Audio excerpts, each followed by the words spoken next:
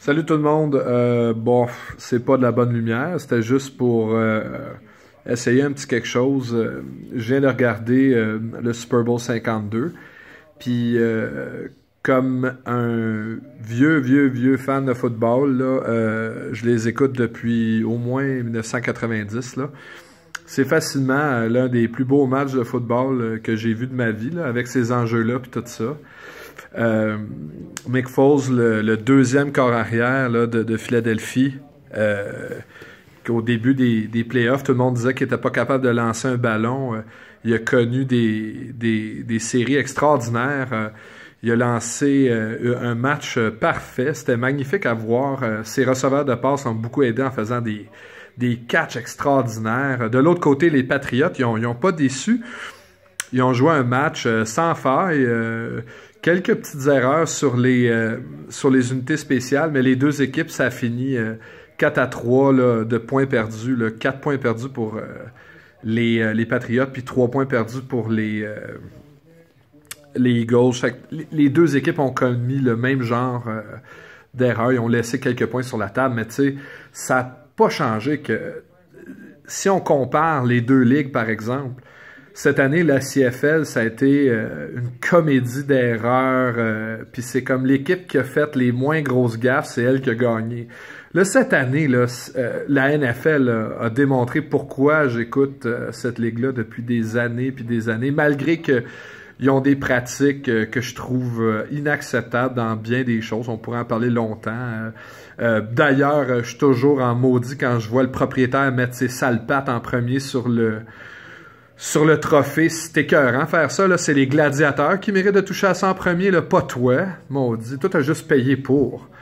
En tout cas, c'est écœurant, là. Mais bon, la NFL est faite comme ça. Mais franchement, là, cette année, grand spectacle, un des meilleurs. Je suis content que les Patriotes aient perdu parce que ils sont tellement bons depuis plusieurs années, puis je veux dire, ça enlève rien à leur tableau de chasse. C'est quand même 8 Super Bowl en 18 ans, 5 gagnés, 3 perdus, mais tu sais, tous des matchs extraordinaires. Franchement, ça a tout pris aux Eagles pour gagner. Il a fallu qu'ils jouent un match parfait. J'aimerais souligner, il y a plusieurs histoires, mais une des choses que je critiquais beaucoup de Anthony Calvillo, c'était qu'il n'était pas capable de finir un match.